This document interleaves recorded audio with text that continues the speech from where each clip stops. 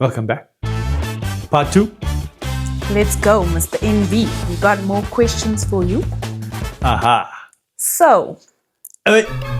This question's going to warm me up probably. it's cold in Joburg, so, gotta warm you up. Let's Are go. you ready? So, question number 1. So, you travel all around the country, racing in different provinces. Give us your thoughts on the racing culture around South Africa. Good question.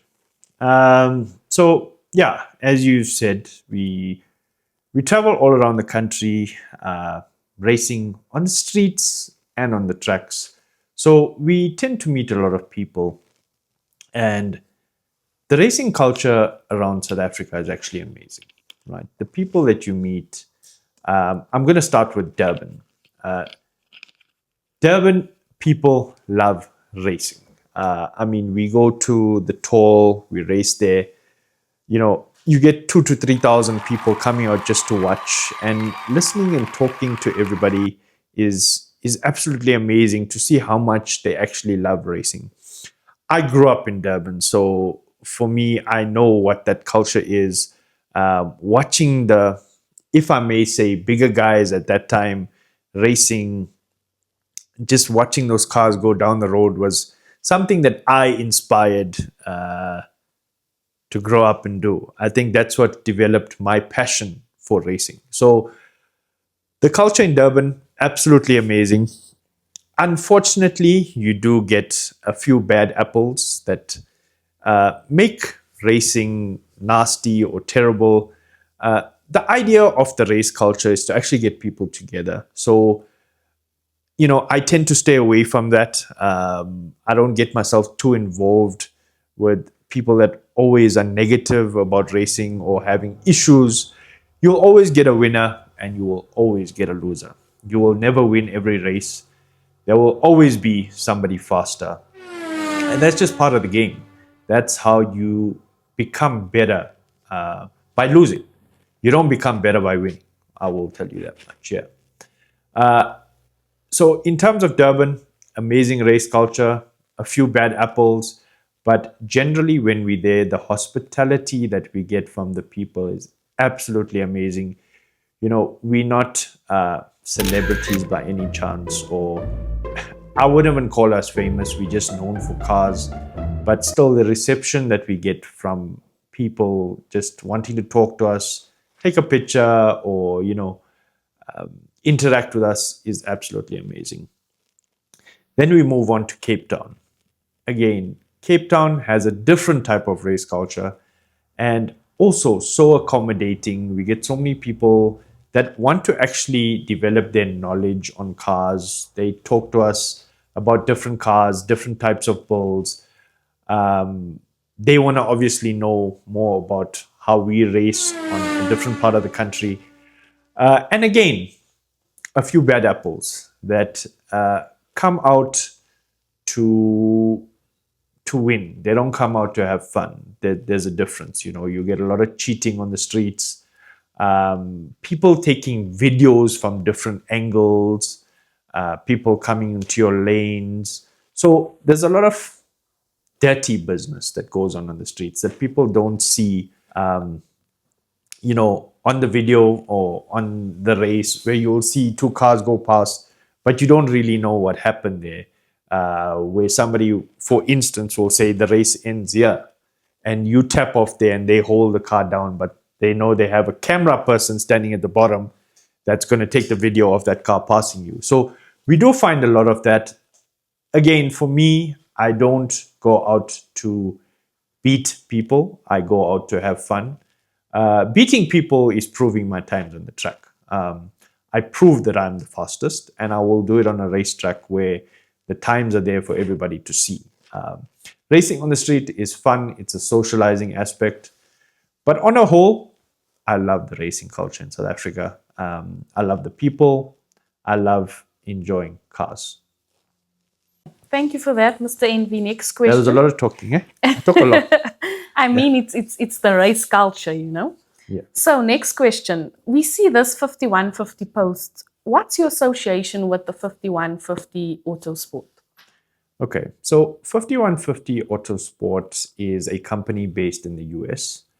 I actually own the South African franchise 5150 Autosport South Africa. I was the first person to bring in 5150 Autosport components into the country. The owner of 5150 is a personal friend of mine. I'm going to actually say that he's a brother of mine. We chat on a daily basis, and I was there with him when he started the company. So we have a long history. We've been doing business for many years. We have a friendship, a brotherhood. And obviously, that is how I came about opening up 5150 Autosport South Africa. Remember, this is just a franchise of the big brand in America. And with his support, with the support of many of the Americans, we are able to bring South Africa something totally different. Being able to have the products tested on many vehicles in the States was something that we never had in South Africa. When we bought a product, it was basically we try it and we figure out whether it works or not. Right now, with our association with the guys in the States, with 5150 Autosport and many other companies, we are able to give you stats or basically experience or basically parts that are tried and tested, right? We know they work because they have been tried and tested on our partners' cars all around the world. We do have a few 5150 dealers in South Africa. Remember, we are the distributor. When actually having a distributor, we hold warranties on these products. So there's a lot of people that bring in these products via the gray market. That means they shipping it to somewhere else and bringing it via to save costs, to save shipping and duties or whatever it is they do. But remember, they will not be able to hold a warranty on those products. They don't have the experience that we do have. Obviously, with our relationship, when buying these parts, we know exactly what part to buy, what part to use in what application. So they will supply you the part. And when something goes wrong, they're going to back out of it. So that's the difference with having a distributor in the country. We are able to give you the best advice, provide you with the correct parts for your application or for your build. Another thing is with bringing in quality products. There's a lot of companies that replicate these products, knockoffs, if you may call it. So you would get a company in China, for example, doing a knockoff product of a 5150. So it's not original products. They don't have the same quality, the same strength that we use, but they obviously will sell it to you as an original with the original packaging or whatever the case is. We've seen it already. So be very careful when you are buying these products. They tried and tested on engines all around the world. So we know they work, but make sure they are original products. Buy them through the correct channels, and you will have the warranties or the peace of mind. When you're building your engine, you will also have the support from us to give you the correct information when building the engine and also give you the specs of what that specific build is capable of. This is not an advert for vitamin water, just letting you know. But I love these things. Vita 24, sponsor us, please. Love your waters. Anyway, Okay. next one. Let's go. Next one. So, why do you prefer to deal with overseas brands versus local brands? So, there's nothing wrong with local brands. The problem for me is they're probably knockoffs of the original. So, they would bring a part in from the US, try and copy it. And then obviously, you have a cheaper solution, which is all well and good. Different strokes for different folks. Right. Unfortunately, our business doesn't run on that principle. We use tried and tested products that are literally on the fastest BMWs all over the world. We know they work. So for us, in terms of business, we offer warranties on our bulls. So we need to know the best products are in that car. So if something goes wrong when we warranty the vehicle, we have peace of mind that we use the best products. By using a local solution or something, we haven't tried or tested those products to be able to offer warranties. So I have no problem with local solutions. It's just not meant for me or my clients. They obviously want the best, and we are here to provide the best. You know, you can't keep on vaping the same flavor over and over again. Give me another one. Okay, I'm back. I'm back. Next one. Okay, so what's your thoughts on MSA and the ruling on street cars? Yes, sis. You really wanted to make this one. Okay, so you guys have probably already heard me speak about MSA. And again, I'm not going to take digs. MSA does have a job to do. And I do appreciate the fact that they try to make racing in South Africa a safer place. So, in that sense, MSA, all well and good. Here is where my gripe comes in. Street cars of today are very different to cars of yesterday. The capability of these street cars in today's times is absolutely crazy. We are able to run 8-second street cars at a racetrack on the street. So, you know, it's very different. Like I've had many arguments with MSA. And again, we're just trying to find a solution. It's not meant in a harsh way. But I obviously have to have my say or fight for what I believe in. And I was probably one of the first of our kind to come up with 8-second street cars. But there's going to be a lot more after me.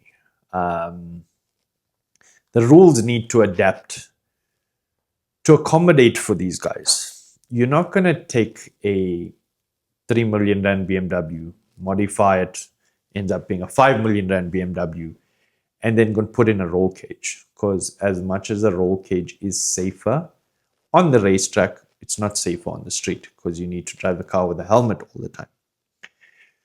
So, taking all of these things into account, I think the rules need to adapt for street cars. I mean, if you buy a BMW from BMW, generally the speed limit on a performance BMW is 300 k's per hour. Now, they have an NCAP rating for a reason. So, we're saying that if your car is exiting at over 250 k's per hour, you need a roll cage. My argument is, why is BMW selling me a car that can do 300 k's per hour if I need a roll cage at 250 k's? I do understand that the older cars, and you see guys taking 1400 buckies and making them 7-8 second cars. I understand that different rules would need to apply to a car like that doesn't have airbags, has small brakes. Again, we're trying to find a happy medium or a place where everybody can still enjoy their cars, be at a racetrack, drive it on the street, and sort of have certain safety specifications. Telling me to put a roll cage in my car and put bars through the dashboard is not going to work. So, again, MSA has its officials, and they're also very biased to certain people in the industry because they've been there for a while. So I get it. MSA, in my opinion, doesn't do anything for the drag racing community except put out rules. So I would say that, there needs to be a sit down. People, the relevant people need to have a sit down and discuss a way forward, not have the rules made by a few people that will obviously be biased to their situation. So I don't believe drag racing is owned by any person in this country, and that's why I say it needs to be decided amongst many different people, not one person. So that is my gripe with MSA. Obviously, you guys know my G80 M3 was banned from Tarleton for not having a roll cage. So if I do put a roll cage, I can go back. I know certain clowns in the industry will say a lot about that. You weren't banned. I was banned. They don't allow me to race without a roll cage. Unfortunately, you're not smart enough to understand that, and you'll, want to take digs at me so you can get some clout or relevance in life. I do understand that, so good luck with that. But for me, I will say that my car was stopped from racing until I put a roll cage. These same individuals phone tracks all around the country wherever my car is to stop me from racing because they're scared that I was going to take their time out, which I've already done. It's been a while now, so you guys can catch me, please, so I can go faster. But yeah, that's my gripe with MSA. So we're putting you in the hot seat now. Next question, last one. I'm actually even scared for this question because it's just been getting hotter and hotter with every question. But okay, let's go. Here we go. We've seen posts on social media where people claiming to have the fastest M2 or M3 with one tail light. What's your thoughts? Controversial question. Very interesting question. Sorry, excuse my laugh because, when I hear stuff like that, it's like, when you see a clown jumping up and down and you laugh at a clown, I generally laugh at that. So I also see that, for me, I think as a person, as an individual, I always want to be the best or try to be the best. I do see certain individuals that will come and say, I have the fastest M2 with a JB4. Could you not afford to modify your car? Or do you have to come up with a special class? Like, I do realize, we do have Olympics for disabled people. And maybe it's a disabled class, so I'm looking at it wrong. So forgive me if I am. But for me, again, it's trying to be the best that I can be. And whichever way you look at it, you can come up with your subcategories. Currently, the car to beat is my car, my M2 and my M3. And I hope somebody actually does come and beat it because it's going to motivate me to go faster. But when I see clowns, and I'm going to say that again, clowns in like red and blue suits, I ask myself, like, if you cannot compete on that level, how am I going to get faster? You know what I mean? I need somebody to push me so I can push myself forward. But again, you'll get a clown that comes and says, I'm the fastest with the JB4 and a locked ECU or one tire, one tail light, one headlight. I don't know. Make up your subcategories. Unfortunately, these said individuals have such a bad reputation in the industry where you do hear horror stories of how they took this from a client and how they promised that and, they messed a client around. So they use everything in their power to get some relevance because they cannot compete on that level. So they try, or be the fastest with this, just to say that, to get some sort of attention. But in actual fact, when you look at it, you have achieved nothing in the industry. You use clients' cars to run times. We do it with our own cars, and then we can replicate these packages in our clients' cars. I see even these guys will come up with packages. Did you do any development? Have you done any testing? You're testing on a client's vehicle. So, it just shows you the individuals that you're dealing with. They have no principles, no scruples, no integrity, no honesty. And this is why I say I laugh when I see posts of being the fastest. Currently, to date, we have the fastest M2. We have the fastest M3. in South Africa. This is not based on we have the fastest M3 with one tire, we have the fastest M3 with, one tail light. This is the fastest overall. There's no BMW that's faster in this country at the moment. And when I say at the moment, I am talking that I expect people to come and take me out or take out my time so I can push and go back. That is the whole point about competition, making yourself better. And yes, there is a few individuals in this industry that do sort of give me some competition. And I appreciate that because they go all out to try and win. Not individuals that come there and, oh, I came here with pump fuel. Who goes to a racetrack with pump fuel? You spend millions of rands modifying your car to try and be one of the fastest, and then you go to the track with pump fuel because that proves what?